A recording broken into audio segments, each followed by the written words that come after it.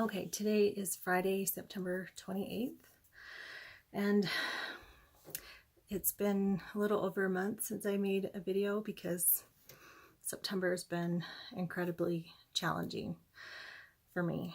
I turned 50 this month, and the day after my birthday, my mother-in-law chose to hit me with a lot of her anger and sadness, her pain. And I was kind of hovering over the edge of a dark depression.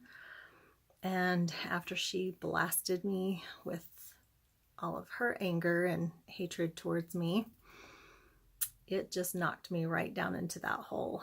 And there are no accidents.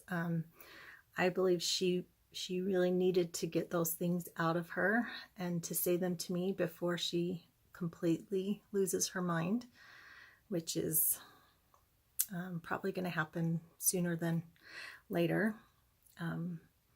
So I understand where she was coming from. And I believe that I needed that shove to fall into the abyss of my darkness and demons and pain and anger. I turned 50, like I said, so I was already in a very contemplative state. And then with my son getting ready to go on a mission that I don't agree with for the Mormon Church, it wasn't hard. Didn't take much. And she hit me with a lot. Didn't take much to throw me down into that hole of my own darkness and my own pain. But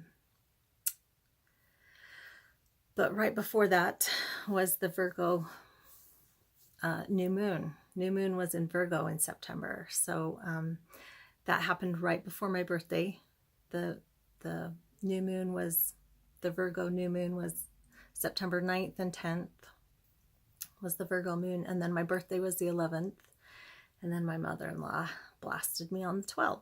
So I feel like I got some strength from that new moon and the Virgo moon with my meditation and everything. But nothing really could have prepared me for the things that she was going to say to me that, really hurt and pushed me over the edge of that cliff into my own sadness. And so that's what I sat with for about the next 10 days. I really didn't do much at home, did the bare minimum. With running the household, I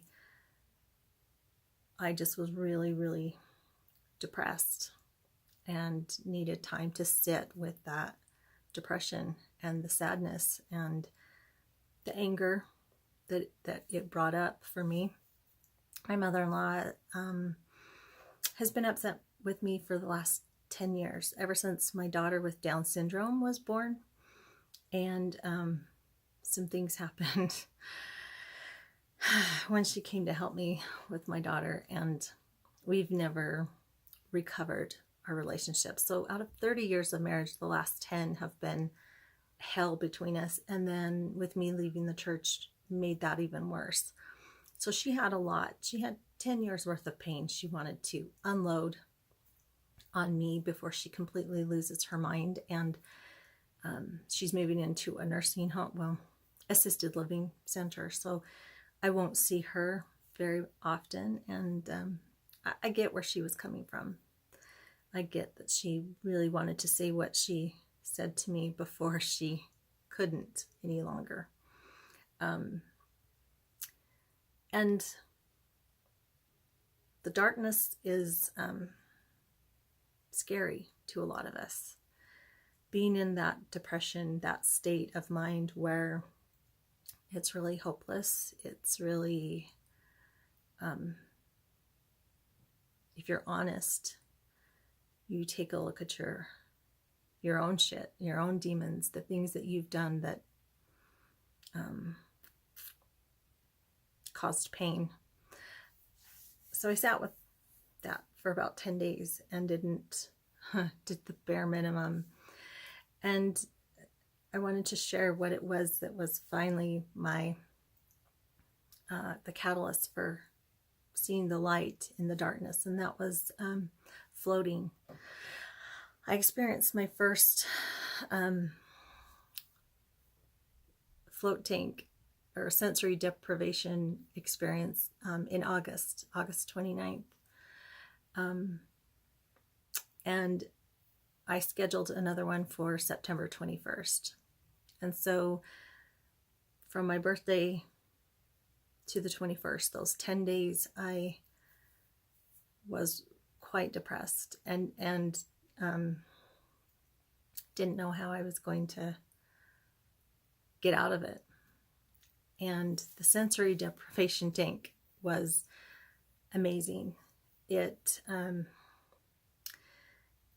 was like I went into that tank with all my sadness and depression and pain and literally left it there in the water when I came back out. If you are already experienced with meditation, the sensory deprivation tank can take that meditation to a whole new level.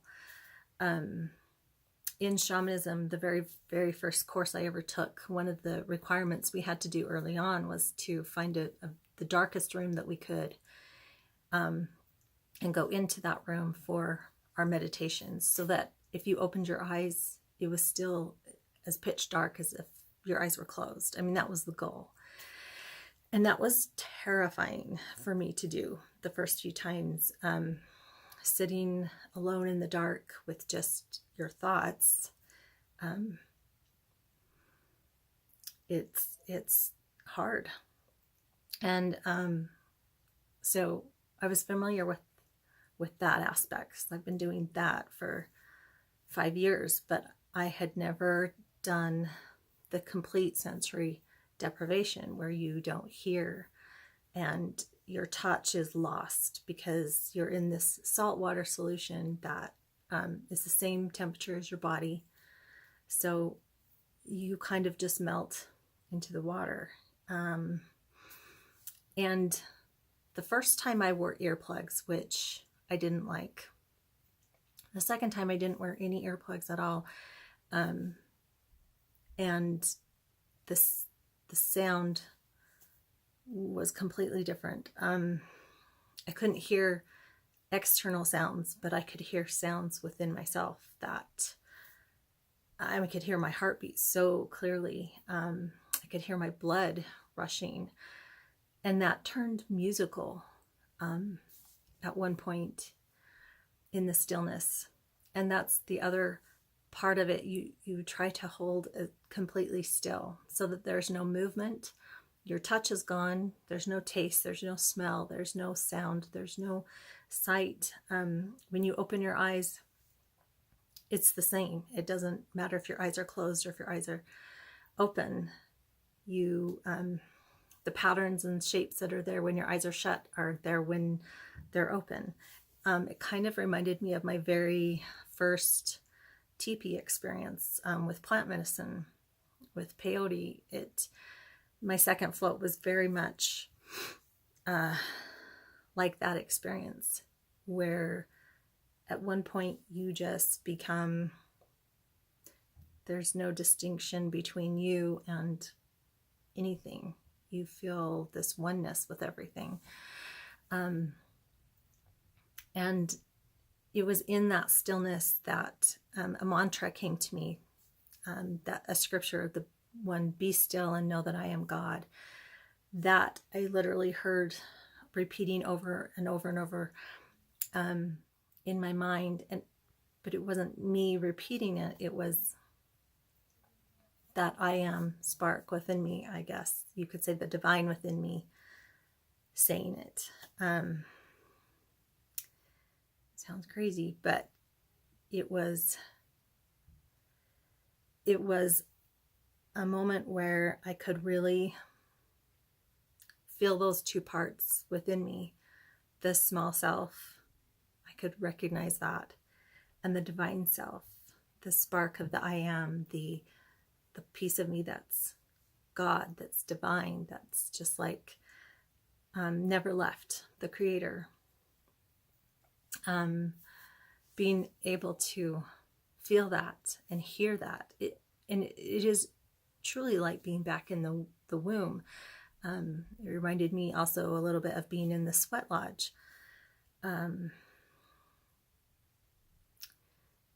So it is the final piece that helped me get out of my depression and feel like I could, felt like I had sat with my pain and my demons long enough and was able to move forward again. So coming up in October with the new moon, sorry, not the new moon, the Virgo moon, because that's, for me, I'm a Virgo. I want to start that month's raising of the oil in the sensory deprivation tank. That's my goal. I've already set up my appointment. Virgo moon is October 6th. Starts on October 6th. And I'm going to start out my meditation in the float tank in the morning. And if anyone has access to, I know there are not a lot of them across the country, but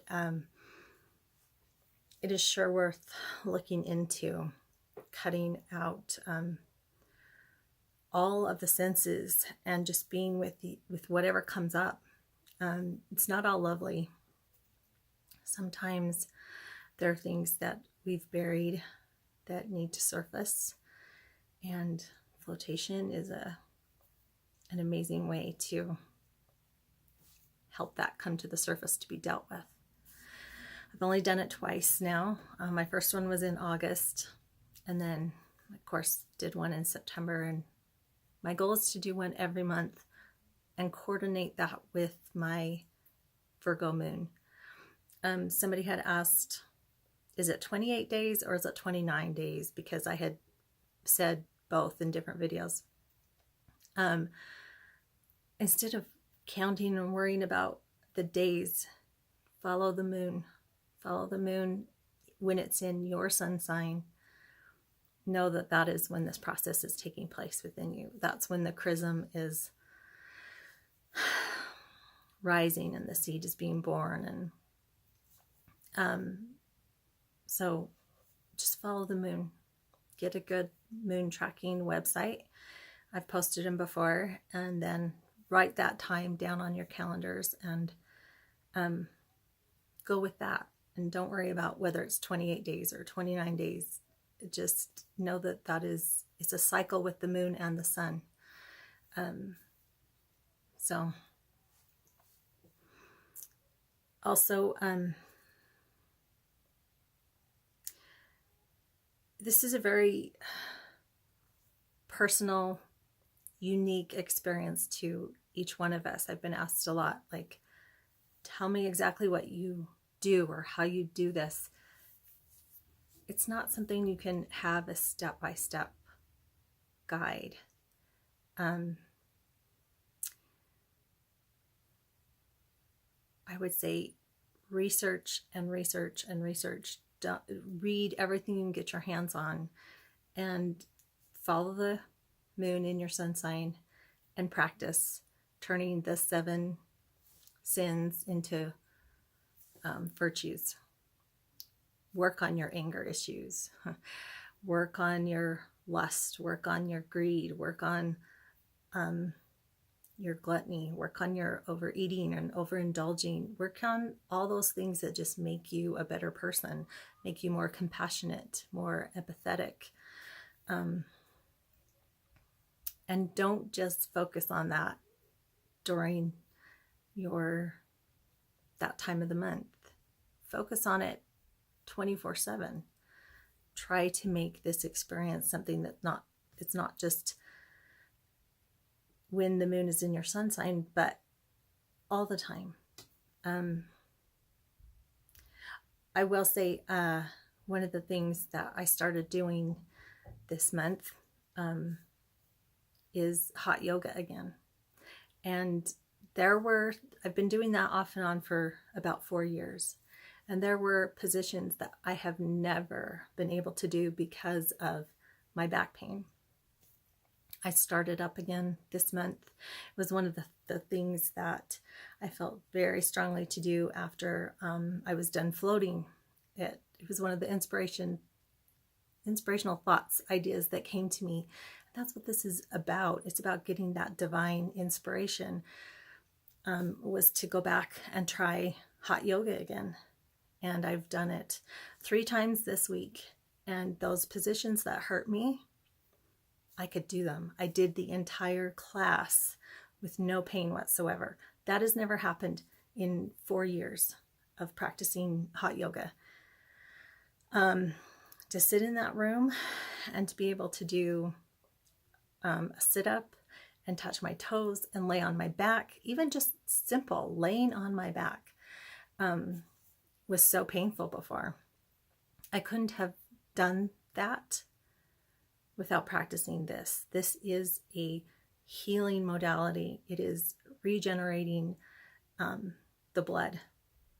It is helping to heal, and baby steps. It's not, doesn't heal everything all in one moment. It's a step-by-step process, but I know it's the reason that my back pain has decreased, almost gone away. So I just wanted to share that really quick before I get on with my day, and next month I'll try and share sooner. All right, namaste.